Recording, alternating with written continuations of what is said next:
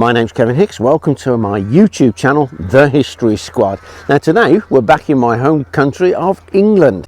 We're at Harvington Hall, which has its feet in the medieval times but is known as an Elizabethan moated manor house. That's quite an extraordinary place because it's got 7 priest hides. It's a house of secrets.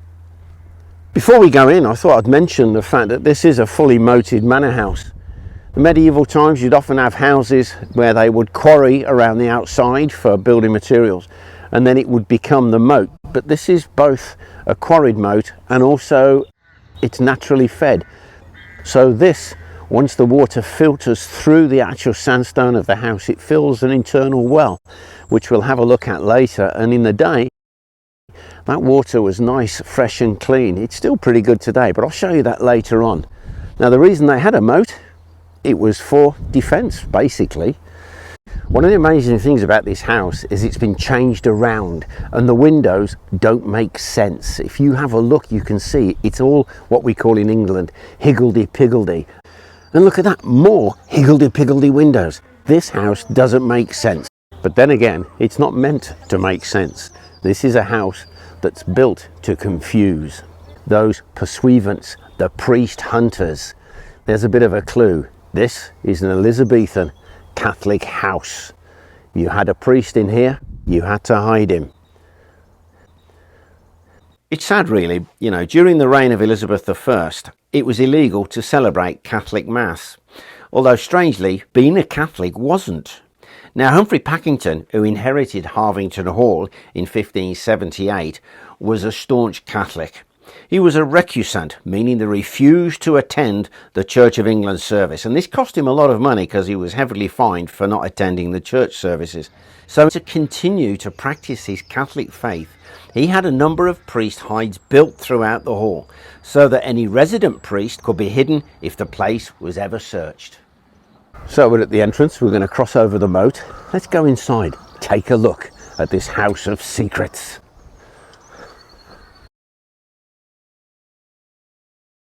Every house needs a kitchen. This is a fine example of an Elizabethan kitchen. Whitewashed walls, limestone flags, and you have 2 fires. This one has got some later additions, whereas this is actually turned, the spit is turned by weights. Originally it would have been a spit boy would be doing it. But what makes this house a little bit rare when it comes to the kitchen is what's here.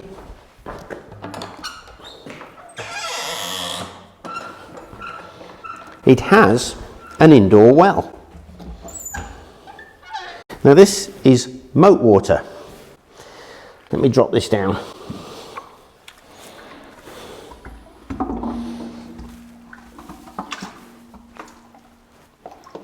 You have to jiggle it around to get some water in it. If need, a bit of pressure. So this water comes from the moat, the same place where some of the poop goes, but it doesn't get piped into here. What happens is the water is filtered through the sandstone of the house itself, and if you have a look, that is clear water. I don't suppose it's safe enough to drink nowadays, but in those days, how wonderful to have a well actually inside the kitchen.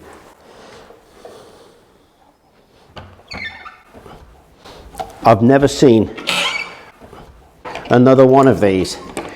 Harvington Hall certainly does have some secrets. Now, pie oven. I love pies. These pies, they're not real. Made by my old friend Dave Bills. Well done, Dave.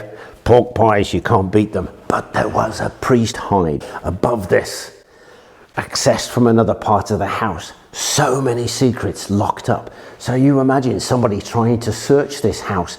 The floors don't match. The windows don't level up. There is so many different things. I love it.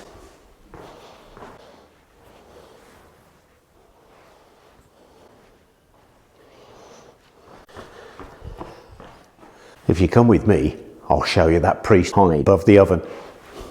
Don't you just love this? Had its own brew house.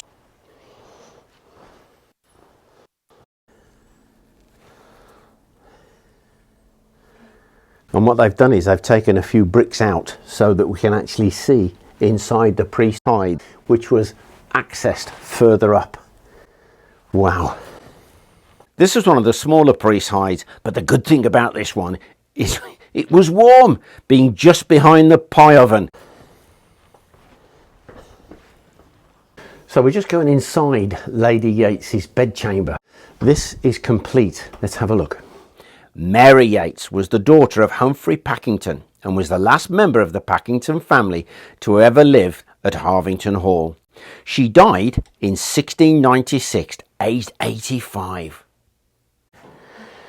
Beautiful original panelling on the walls. This is quite incredible when you think how this house has survived. Original floorboards, once again, higgledy-piggledy. The interesting thing about these original floorboards is as the house has aged and it's changed shape, you have the undulating floorboards, and it's a great characteristic of these old houses. I'm walking downhill. Quite wonderful, quite special.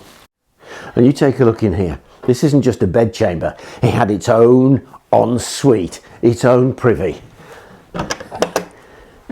And it's brilliant because it empties straight into the moat.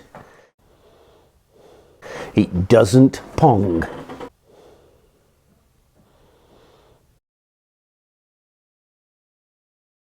So we're in the withdrawing room of the house, where after dinner the ladies would withdraw, relax, that kind of thing. The ceiling has got exposed beams, but this is actually part of the medieval side of the house, the original part of the house. But what makes this special is two things. Have a look at this. This is a ladder from a priest hide, Elizabethan. It was longer than this. I mean, this is covered in woodworm. They are very rare. I understand there's only a couple others in existence. This would have gone down into a priest hide so that the priest could escape detection. And it just so happens I know where the hide is in this room. Let's go and have a look. Oh, I best put this back. Shh, don't tell them I moved it. So this is a cupboard, but it's one of these places in the room that doesn't quite make sense. You open it, but it's actually a passageway. But if you lift the floorboards up, there is a ladder going down around 12 feet into a priest hide. Now this ladder is a reproduction, but the priest hide is original. Just take a look at that, just under the floorboards in a corridor. It's not the most secret, it's not the most cleverly done, but this is the original part of the house. We're going to explore and find some more. Let's check out the great chamber. Let's have a look inside. So what this room actually was, it's one of the large rooms of their house. It was the family room, the entertainment room, so they could dine here, have friends, dancing, music. And there you have Humphrey Packington himself, Abigail his wife. I believe there was something like 30 years difference in age between the two, and he didn't conceive his first child till he was at the age of 50. His two surviving daughters over yonder. This is typical of a Catholic house. I suppose you'd have all of the saints on the window. Thomas More, God rest his soul. But what I'm here for is a bit of the history of the house itself. It was only lived in for about 100 years, you know, because it belonged to other estates, grander houses, Coat and Court and all of these. This is lovely, but there's an interesting bit for me. There's a lot of this house missing. There's half of the house missing. Apparently there were 32 hearths in the original house, but there's I think there's only 14 now. So it shows you the massive side of the house that was demolished. This house simply wasn't used, and people say it was the hearth tax or the window tax. They decided to knock half the house down. So there would have been lots more rooms like this standing, but it's up this corner. There used to be oak panelling all around this house, original oak panelling, but it's been replaced. Behind the panelling up yonder, where they've left it exposed, you can see Elizabethan wall painting. As we go through the house, we will see more and more Elizabethan artwork.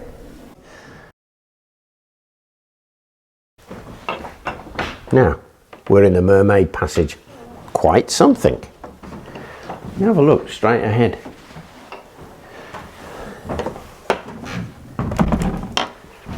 This whole area is covered with Elizabethan paintings on the walls. It's absolutely incredible. There's a mermaid here. It's really hard to see, but her tail comes around and there's a man actually riding side saddle on her tail. There is a sword. This must have been absolutely splendid. Look at that face there, just staring out over the years. Every single inch of all of these walls would have been covered in these murals, these paintings. You can see everywhere you look, there is still the ghost of the Elizabethan past. And then to top it all, this newel staircase, it was decorated from underneath.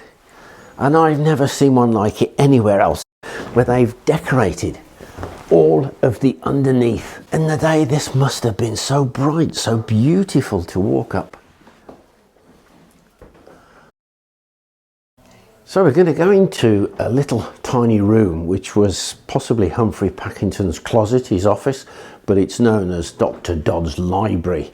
It's a book room. Let's have a look.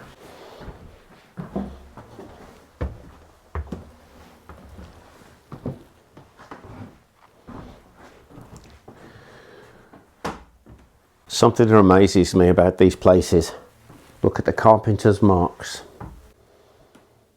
So those marks there match those marks. Yeah, everywhere you go, there's the marks and they all match. This is putting my fingers into the work of carpenters from hundreds of years ago. I just love it. Now this room holds a secret. So let's pan around and see if you can spot. There is a hidey hole, a priest hide in here. Now the room was panelled on all three walls and there was a book cupboard here with doors that opened outwards. And I'm going to go up these steps, maybe surprise you a little.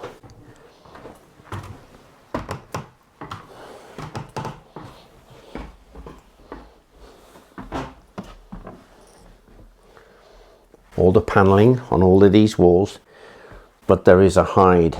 And you know, 1894 it was actually discovered by accident. This house was empty then, I understand, and there was a young lad rummaging around.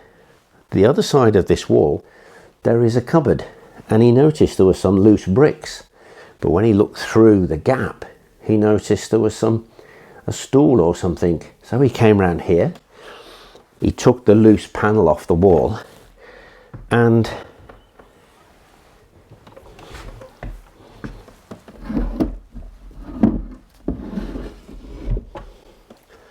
lo and behold, a priest hide.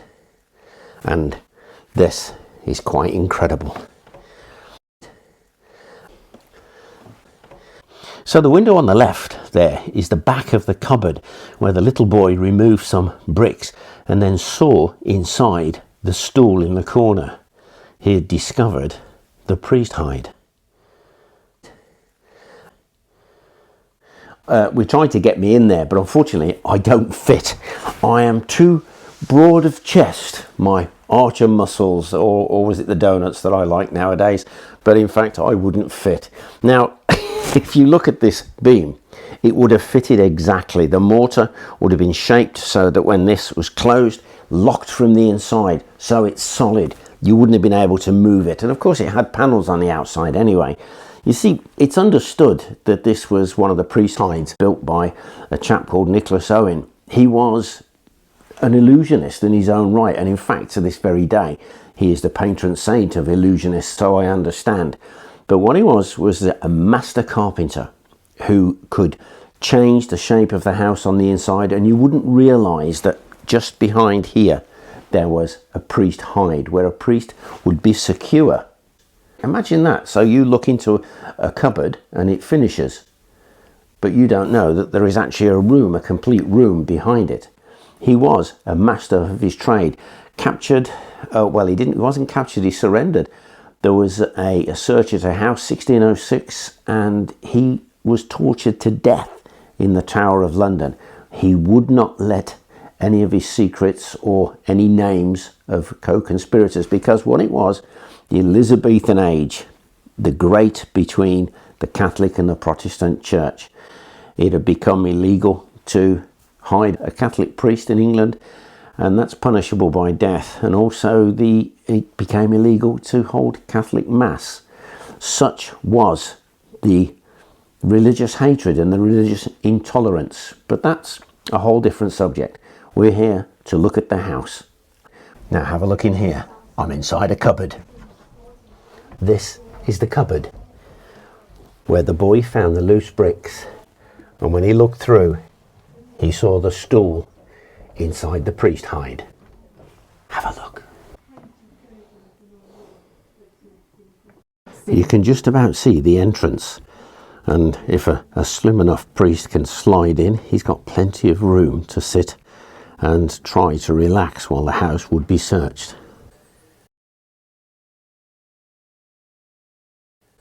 We're in the private chapel here, the family chapel, I feel like, but it's a bedroom. The decoration on all of the walls, it's typical pomegranates, that kind of thing, of a chapel. They were on the ceilings and on the walls. They would have been very vibrant in their day. And this piece that they've managed to preserve on the ceiling just goes to show how bright these places were. They weren't austere like the later Protestant churches, all painted white. But we had a question. So this room, you have a priest, he's giving mass. In the nursery next door, you know, the housing staff could listen to the mass, but this is for the family here. But you'll notice the way the windows are situated. We've got north and south. They're very high up, so nobody could actually see the priest giving mass. Now, if there was a problem, he has to escape. But first of all, they've got to get rid of all of the sacraments, and we have a hide. So you're alerted. The pursuivants are coming. They're going to search the house. The priest must hide. Meanwhile, you've got to get rid of all of the sacraments. So you have a hide. I know where the key is.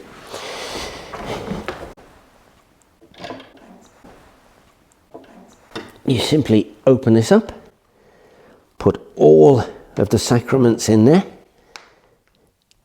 lower it back down. There's a search. People are coming. You've been warned. You open the hide. All of the vestments, all of the sacraments, everything is placed in the hide.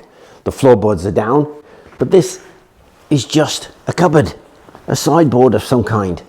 So once everything is put away, you slide this across in the corner. Perfect. But you still have a priest. OMG, you've got to get rid of the priest. They had a way in to the ceiling here. He could then get up, and the original part of the house had 2 levels in the loft. So he could go all the way from one side of the house to the other and then find his way down to escape. This whole business was designed so that they could continue to be Catholics, so they could take care of their priests, because this wasn't just a place where priests hid. There's more to it than that, but let's just have a look in the nursery while we're here.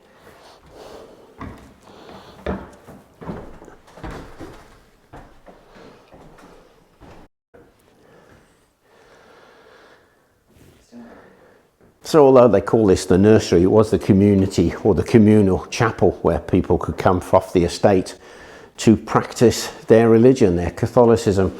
This area, Harvington and around here, was a real stronghold for the Catholics during the reign of Elizabeth I. Now, we have Catholic vestments and things on display, but there is something special, something I've never seen before. This rosary. Now, this was found under the floorboards in one of the priest's rooms. It's made out of holly, and dates to the early 17th century. I find that lovely, quite fantastic. This is Humphrey Packington's private chapel. Now, this is quite a high status man, was Humphrey. So he's got friends in high places, people who used to be Catholics, converted to Protestantism, all of that kind of stuff. But what makes this quite lovely is he could come here and he could worship, have his chapel, providing he went to the Anglican church. I think it's 4 times a year. But what's interesting, these original paintings on the wall, they are tears and droplets. These are the tears of Christ and the droplets of the blood of Christ.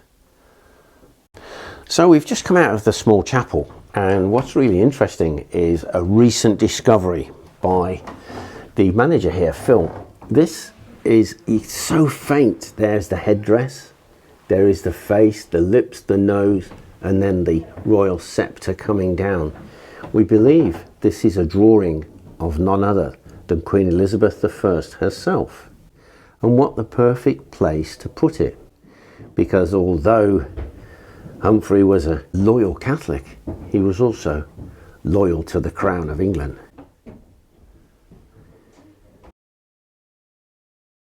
So these are the priest chambers, set of 3 rooms. This one obviously for the house priest, because it's quite wonderful, beautiful Elizabethan bed. The priests were seminary. You had your outside priest who roamed the countryside, your house priest. This was a place where the priests would gather. It's a place of learning for the local people, but also where priests could meet and exchange information about where they're going to go next, what they're going to get up to. So they could stay in this house. This was a central part for those kinds of priests. Interestingly, it was the Jesuit priests that were hunted the worst. Your seminary, they weren't quite so frowned upon. As we go through, you've got a lesser room and a place to escape. You have to watch the floorboards here, all original. So, once again, higgledy-piggledy. But as we go into the final priest room, I'll show you how they would escape. This is the great escape. The fire. But it's not a fireplace. If you look, there's a mirror, and it will show you that there is a passageway up the chimney into the loft. It's a one-way escape passage. Just to let you know, all of this is actually not soot. It's actually painted it on to make it look like a working fireplace.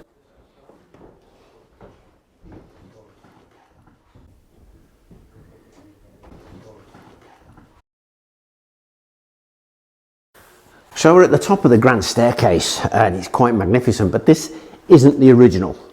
The original, believed to have been built by Nicholas Owen. He had to have a project that would take some time so he could rearrange the house for all of the priest hides to be installed. But this is a replica.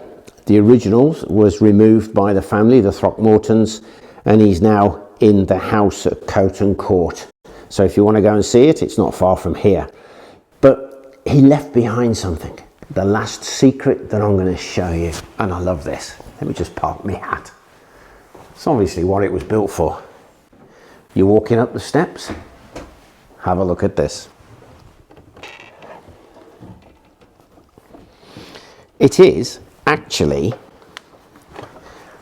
just a hidey hole, because there used to be a complete brick piece that stood there. If you open this originally, it would just have the house valuables. You had to remove the brick panel from there to then slide in and then lock the panel in place from the inside. And I can tell you, it's not comfortable sitting here holding this up.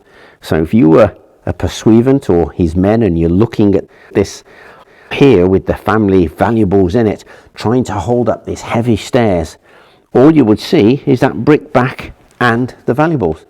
So if anybody says to you, is there anything, have you found anything? Only the valuable hide, sir. You would not see the priest hide behind. And what I find interesting about these priest hides is they're all locked from the inside. So if you push, pull, you're not going to move anything. It was all barred from the inside. It looked perfect. Nicholas Owen, what a carpenter, what a believer, paid for it with his life.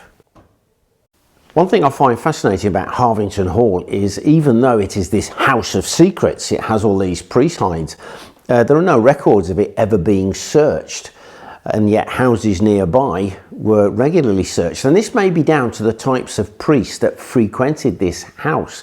Seminary. These priests were not regarded as a threat. In contrast to Harvington Hall, you have Hindlip House just down the road. That had 11 priest hides, but those were for Jesuit priests, the big threat. Now in 1606 that house was searched. Unfortunately, locked inside was the carpenter Nicholas Owen. After 4 days of searching, he surrendered himself together with a servant. He would be tortured to death in the Tower of London. Never revealed any of his secrets or any of the people he worked with. But there were 4 Jesuit priests were discovered, I believe, in about 8 days into the search. Those poor souls would have been hung, drawn and quartered. This is indeed a bloody period of our English history. Well, I hope you enjoyed our little visit at Harvington Hall, our video there. This place is brilliant and there's always lots going on. So if you're looking for a place to visit just near Bromsgrove in the Midlands here, just outside of the city of Birmingham, it is the perfect place to come. And they do a decent cup of coffee and a pasty to boot. But this place holds more than just a visitor interest for me. I used to come here, shoot my longbow with my pals Cedric, Johnny, and a really good friend, Alan Harvey. They're all gone. Time marches on. So coming here, it's a bit of a trip down memory lane. But before I go, let's give a shout out to a couple of my Patreon members. We've got Derek Schultz and Christopher Varner. Hey guys, thanks a million. Bye for now.